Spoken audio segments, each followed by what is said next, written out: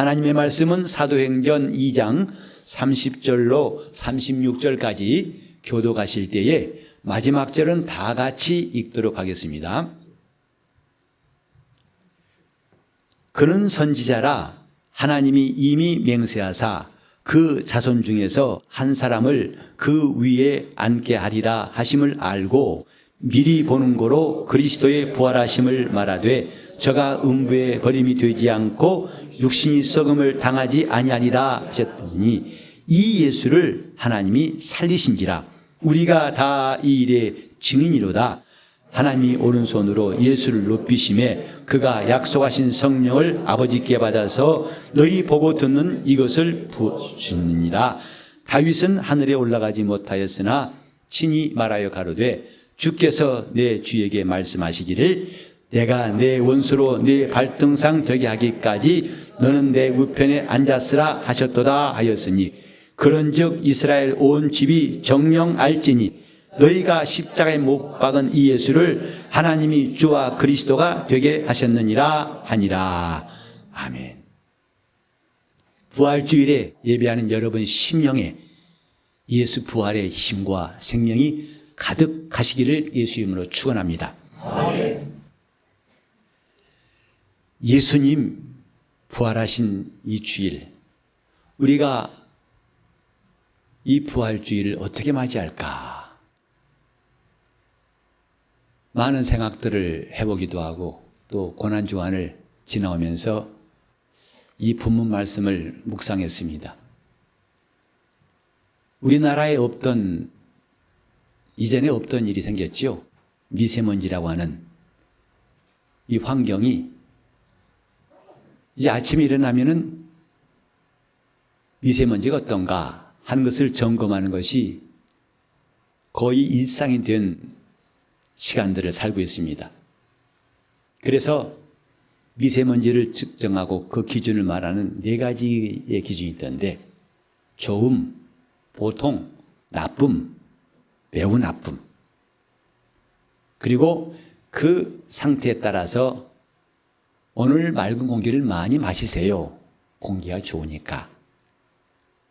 또 나쁠 때는 마스크를 쓰고 나가세요. 매우 나쁨, 나가지 마세요. 최악입니다.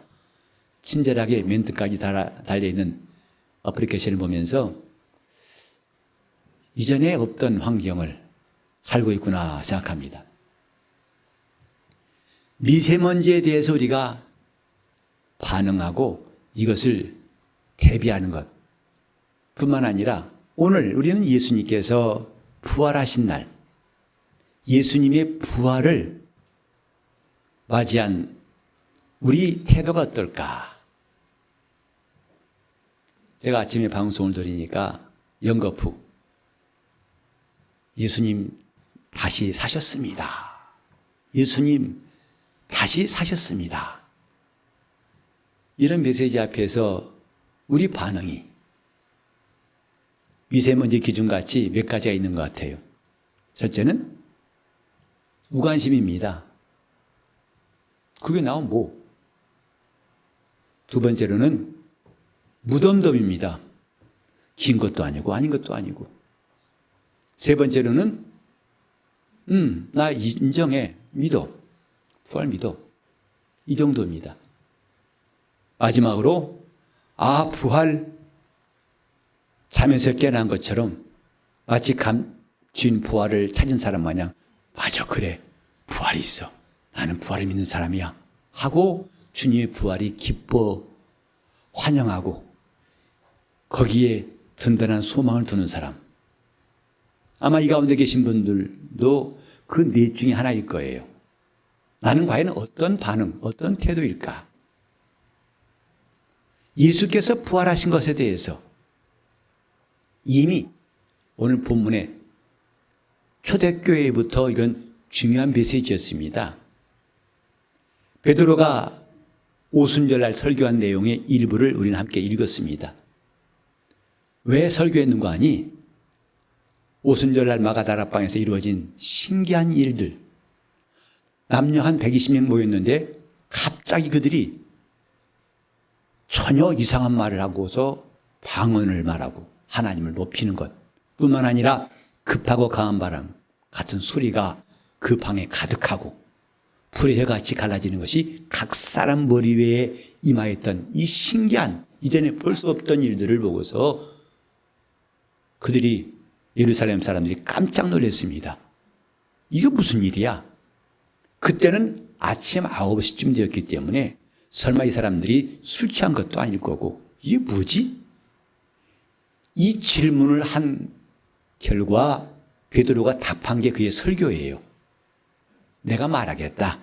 이런 일이 왜 일어난지를 말하겠다 하면서 요엘 선지자의 예언부터 시작해가지고 하나님이 이미 말씀하신 대로 내가 말세에 내 남종과 여종에게 성령을 부어줄 것이다.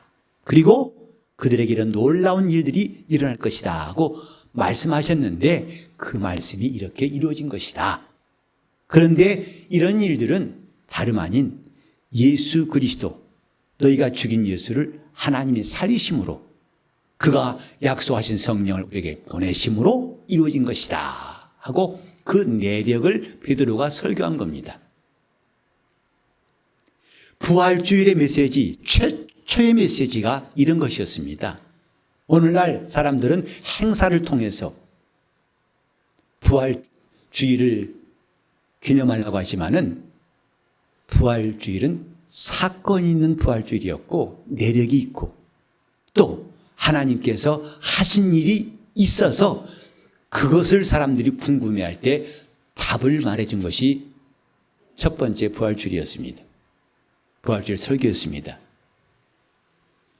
베드로는 왜 오순절날 설교할 때 부활을 말했을까? 저는 곰곰이 이 말씀을 생각해 봤습니다. 너희들 도대체 무슨 일이야? 하고 물었을 때 베드로가 예수의 부활을 중심으로 해서 이것 없이는 이루어질 수 없는 일이란 것을 설교했는데 이 본문에 2번이나 나오죠.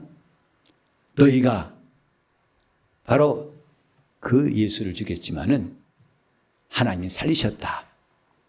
그래서 이런 일이 있는 것이다. 그리스도께서 부활하지 않았다면 애초부터 우리는 모이지도 않았고 이렇게 우리가 방언을 말하며 각 나라 말로 너희들이 듣는 것도 없었을 것이고 내가 이런 설교할 것도 없을 것이고 또 초대교회가 생길 이유가 없습니다. 이 모든 일이 될 수밖에 없는 사건이 예수의 부활이에요. 오늘 우리 신앙도 마찬가지입니다. 우린 지금 부활이 없이도 믿음 갖는다면 기독교가 아니죠. 부활도 모르는 교회가 있다면 그건 주님의 교회라고 할 수가 없을 것입니다. 예수의 부활을 믿지 않는 구원, 거짓 구원일 것입니다. 부활과 관계없는 천국, 막연한 환상이고 뜬구름 같은 소식일 뿐일 것입니다. 우리는 부활이 있기 때문에 주님의 교회가 세워졌고 교회에서 전도도 하고 전도하여 믿음도 얻고 믿는 사람들은 구원도 받고 구원받은 사람들이 죄사함의 은혜를 받고 변화가 되고 그들이 담대히 예수의 증인이 되고 하늘나라에 소망하게 되고 그들이 이 땅에서는 핍박받고 고난을 받을지라도 결코 예수를 포기하지 않고 주님을 순교한 일들이 지금까지 이어지고 있는 것 바로 예수 그리스도의 부활 때문입니다. 그래서 부활은 우리 신앙의 절대적인 내용이 됩니다. 우리가 지금 부활을 믿지 않고 어떻게 예수를 말할 수 있습니까? 십자가에 고난당하신 예수를 아무리 말해봤자 그리스도의 부활이 없다면 헛것입니다. 바울도 말했죠. 만일 부활이 없다면 우리가 전하는 것도 없것이고 믿음도 없것이고 우리가 이 땅에 있는 그 누구보다도 가장 불쌍한 사람일 것이다. 반대로 뭐예요? 부활이 있기 때문에 우리는 가장 불쌍한 사람이 아니고 가장 소망이 있고 가장 우리는 좋은 것을 가진 사람들이다. 이 말이겠죠. 오늘 과연 우리 신앙 가운데 그리스도의 부활이 어떤 내용으로 어떤 분량으로 차지하고 있는가? 우리가 그리스도의 부활에 대해서 어떤 반응하고 있는가? 무관심인가? 무덤덤한 것인가? 아니면 그저 인정한다는 수준인가? 아니면 그것이 우리의 소망이 되고 믿음이 되었는가? 이 차이는 엄청난 것을 갖고 오게 됩니다. 예수님은 부활하셨습니다. 교회는 이 소식을 갖고 있는 곳입니다. 이것을 믿는 사람들이 그리스도인들입니다. 이 부활은 사람들이 참 믿기 어려운 내용을 알 수 있습니다. 바울도 이미 고린도전서 15장 39절에 이런 말씀이 있죠. 너희가 묻기를 35절 이하에 묻기를 야 도대체 어떻게 죽은 사람이 다시 사냐? 또 살아날 때 어떤 모양으로 오느냐? 바울은 대표적인 질문 두 가지를 설명한 것이 나옵니다.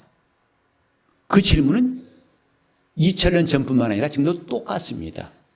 어떻게 죽은 자가 사느냐? 숨이 끊어지고 몸이 썩었는데 어떻게 살 수 있느냐?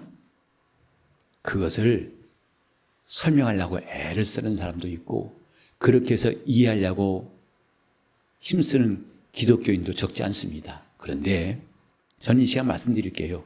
그런 노력 버리세요. 그거 안 믿어집니다.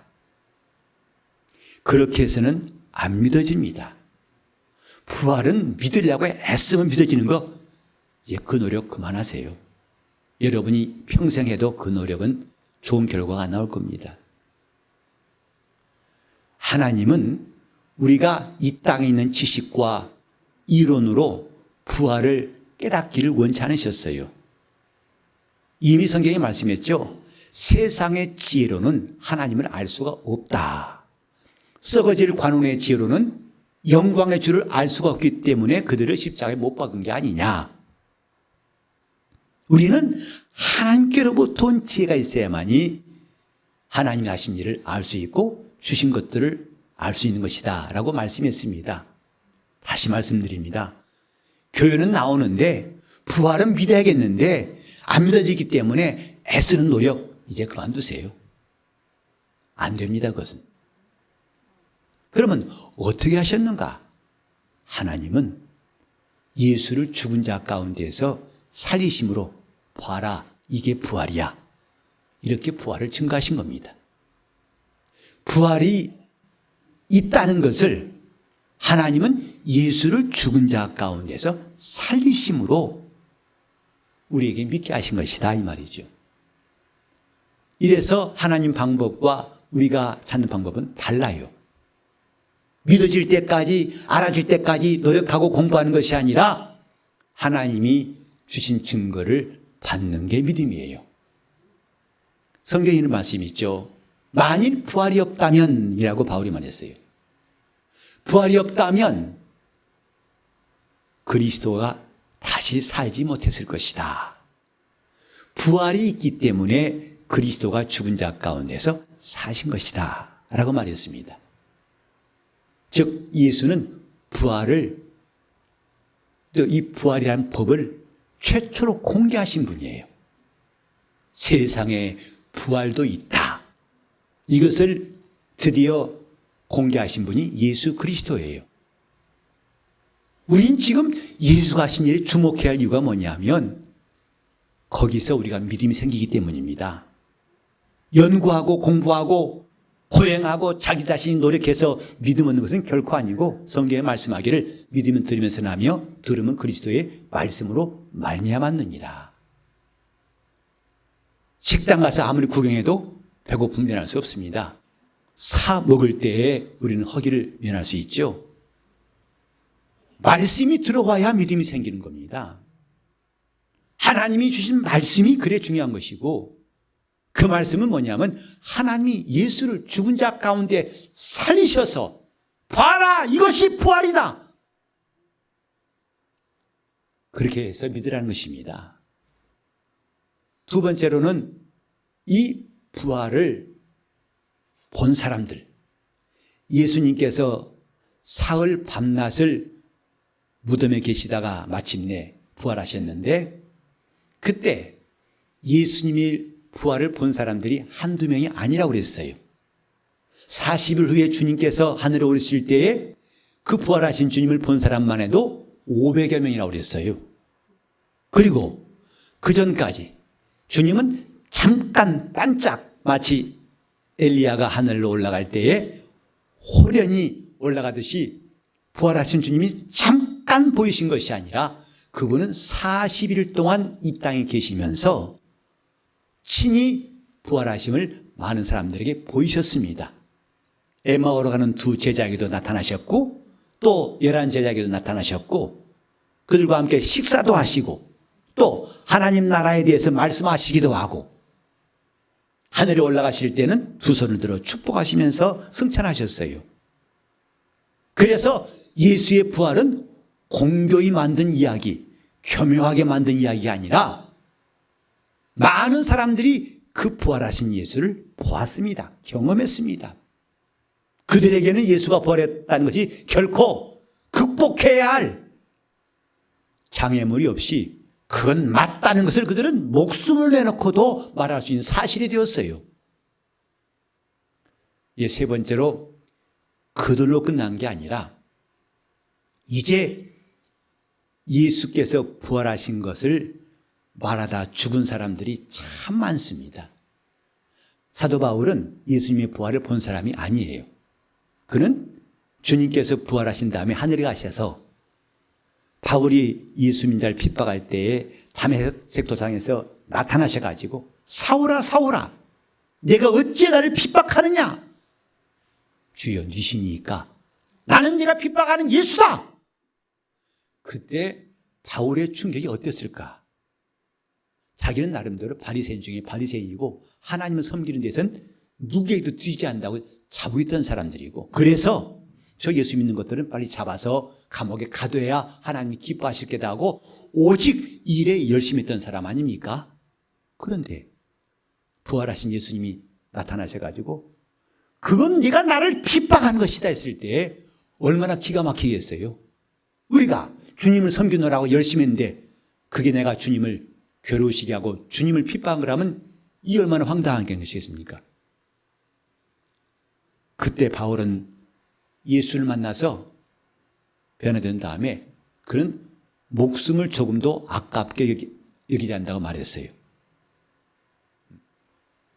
나의 달려갈 길과 주 예수께 받은 바 사명 곧 하나님의 은혜의 복음을 전파하는 일을 마치려 하면은 나의 생명을 조금도 아끼지 않겠다.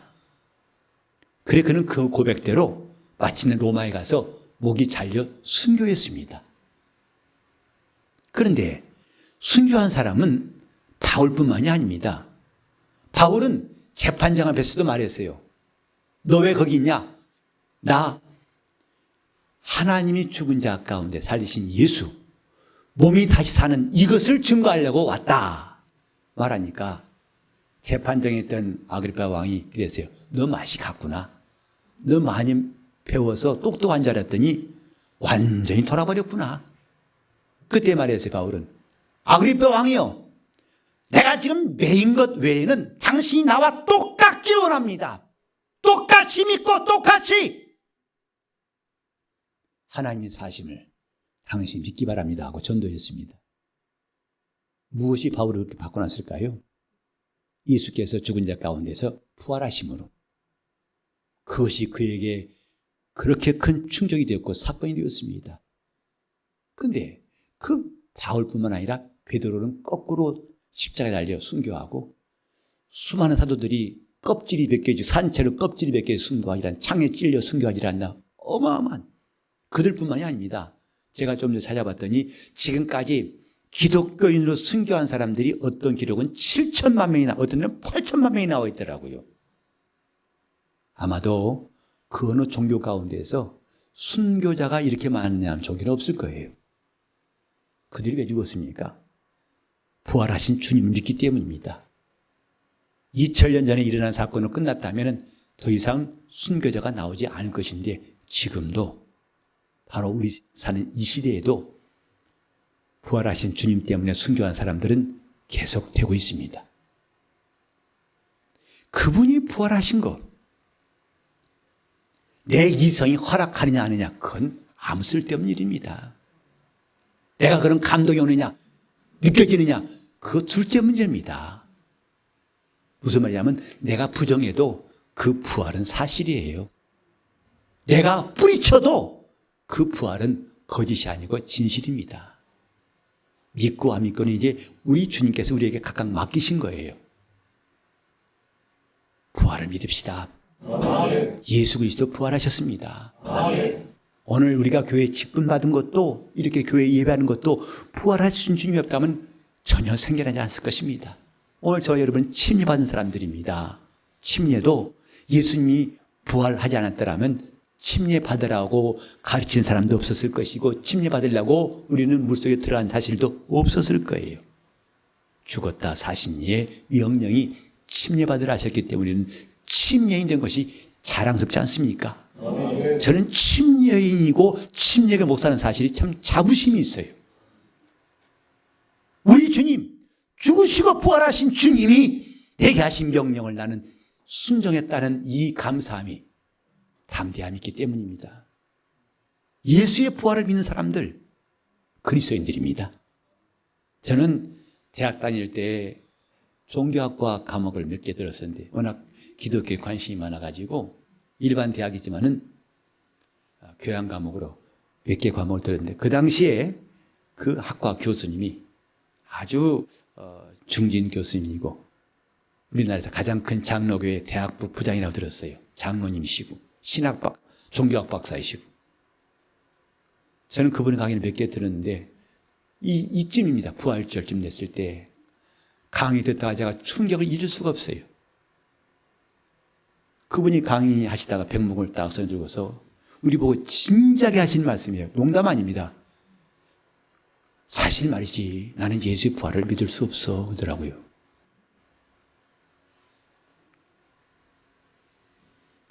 그 충격, 뒤통수를 망치려 받은 것 같아요. 사실 말이지, 나는 예수의 부활을 믿을 수 없어. 어떻게 죽은 자 살아난단 말이야. 그게 우리의 솔직한 말입니다. 또 우리는 감정에 휩쓸려가지고 부활을 믿습니까? 아멘 아멘 아멘 하다가 또 그 집에다 나면 싹 식어버려가지고 글쎄 다 모르겠다, 이것도 아닙니다. 하나님이 하신 증거를 믿어야 됩니다. 예수의 부활은 이 세상 인류에게 하나님이 허락하신 최고의 뉴스예요. 이제 우리가 부활을 믿는다면 어떻게 할까? 부활을 준비하겠습니다. 이게 신앙생활이에요. 예수께서 죽은 자 가운데서 다시 사심을 믿는 것으로 끝나는 것이 아니라, 이미 로마서에 말씀했죠. 예수를 죽은 자 가운데서 살리신 이의 영이 너희 안에 거하시면 예수를 죽은 자 가운데서 살리신 이가 너희 죽을 몸도 살리시리라 했습니다. 예수의 부활을 사상으로 알고 이제는 예수의 부활을 많이들 말합니다. 그러나 거기서 끝나면 아무 소용없어요. 이제는 내 차례가 남았다 이 말입니다. 부활주일에 우리는 주님이 주신 메시지를 기억합시다. 그분은 부활의 첫 열매가 되시고 우리 주 예수 강림하실 때에 그에게 붙은 자들이 일어나는 첫째 부활이 남아있다는 것, 성경의 약속 아닙니까? 그것 때문에 우리가 신앙생활 하려고 애쓰는 거 아니겠습니까? 교회가 지금 여러모로 비판받고 있습니다. 교회가 제대로 할 일을 못한다. 그래서 인격적으로 도덕적으로 비난받는 일이 많아서 지금 목사란 신분을 드러내기도 부끄러울 때가 많습니다. 그래서 우리는 구제합시다, 뭐 합시다, 착하게 합시다. 좋습니다. 저 결코 부정한 게 아닙니다.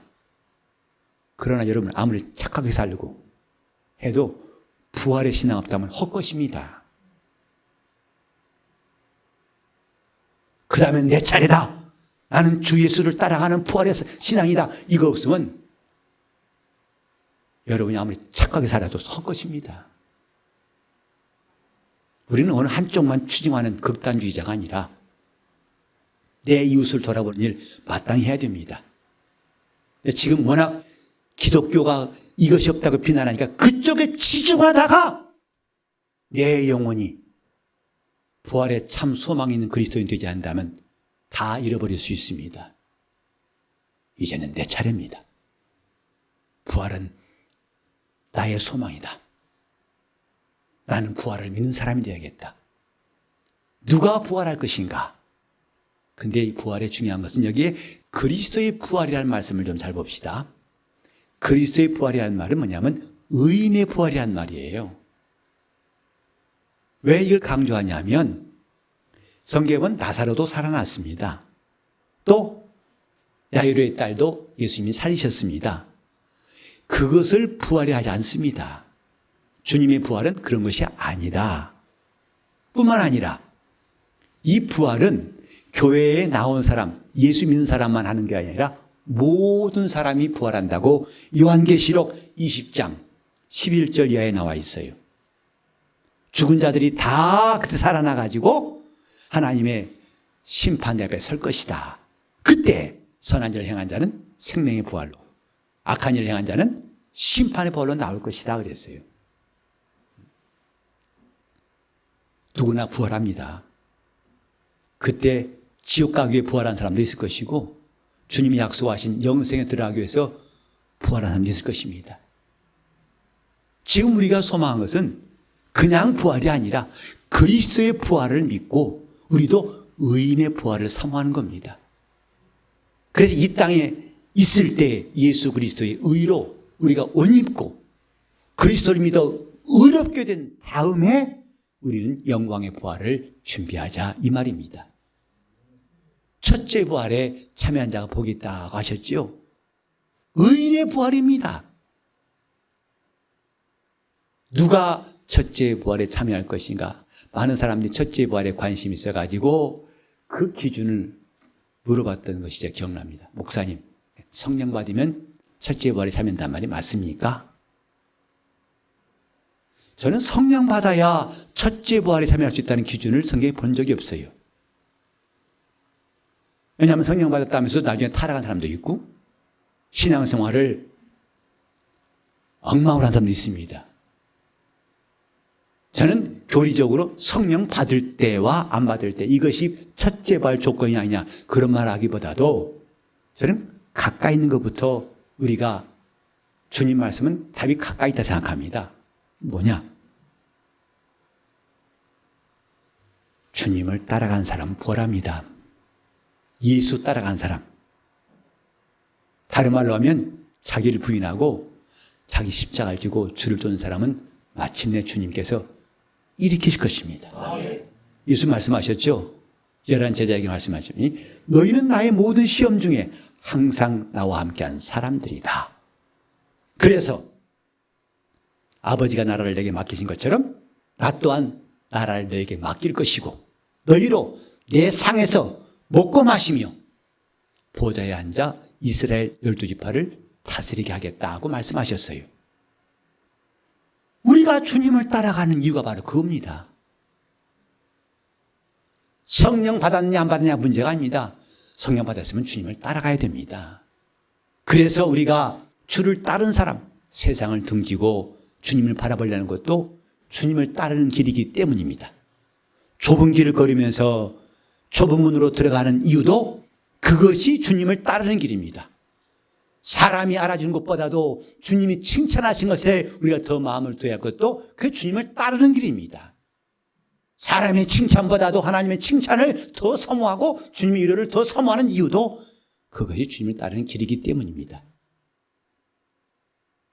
우리는 주님께서 말씀하신 것, 육신대로 살면 죽을 것이나 반드시 죽지만 성령으로 몸의 행실을 죽이면 살리라 해서 우리가 육신대로 살지 않고 성령으로 살려고 결심합니다. 그러면 우리는 반드시 주님이 원하시는 부활을 할 것입니다. 다시는 죄를 범치 말라 하신 주의 명령, 지금까지 우리 살아온 삶이 지저분하고 타락하고 어둡고 정말 냄새났을지라도 이제 습관적인 죄에서 고의적인 죄에서 벗어나서 주님 말씀대로 순종해 살면 그 사람은 반드시 영광의 부활을 할 것입니다. 이 소망이 오늘 부활주일에 우리 모두에게 가득하길 바랍니다. 왜 믿느냐? 나는 부활을 믿는 사람이기 때문이다. 주님이 부활하셨으니 이젠 내 차례다. 그 영광의 부활이 나에게 있다. 내가 더 이상 세상에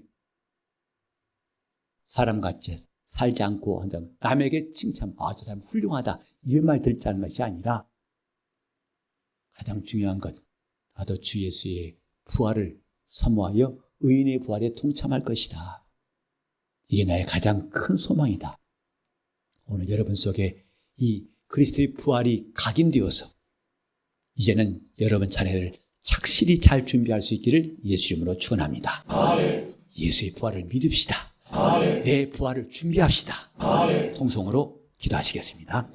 하나님 아버지, 우리가 주 예수 그리스도의 부활을 믿는 성도가 되게 하셨사오니 성령이 함께 하시고 인도하여 주시기를 간절히 빌고 나가주옵소서. 내 주여 내 발 붙드사 그곳에 서게 도와주시옵소서. 성령이 함께 하시고 감동하여 주옵소서. 우리를 감동하시고 그래서 청년들도 은혜 받게 하시고 주님을 따르게 하시옵시고 주님이 사랑하시는 분들 수 있도록 우리 교회를 붙드셔 새롭게 하여 주옵소서. 주님 함께 하시고 인도하여 주옵소서.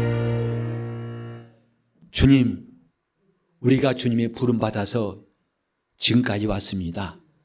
남은 시간도 주님만 따르게 도와주시옵소서. 나를 따라오려거든 자기를 부인하고 자기 십자가를 지라 하셨사오니 이제부터 우리가 내 뜻대로 살지 않고 주님 뜻대로 살게 도와주시옵시고 세상 등지고 십자가 바라보는 신령한 성도가 되게 하여 주시옵시고 사람의 인정받는 것보다도 하나님의 인정받기를 사모하게 도와주시옵시고 육신대로 살지 않고 성령을 따라 살기로 결심하게 도와주옵시며 다시는 우리가 죄를 짓지 않게 하셔서 그 죄가 나를 지배하지 못하게 도와주옵시고 주님, 이제부터 오직 내 영혼을 사랑하시는 주님만을 바라보고 이전에 주님을 따라가며 마침내 죽기까지 주님을 따랐던 많은 성도들처럼 우리 교회가 주님의 부활하심을 위해 세워진 교회가 되게 하시고 그 부활을 증거하는 교회가 되게 하여 주옵시고 마침내 끝까지 주님을 따르는 영광스러운 주의 교회 되게 하여 주옵소서. 우리 삶 가운데 부활하신 주님의 말씀이 들려오게 하시고 우리를 감동하시고 우리 삶이 새로워지게 하시고 변화되게 도와 주옵소서. 예수 이름 받들어 기도 올리옵나이다.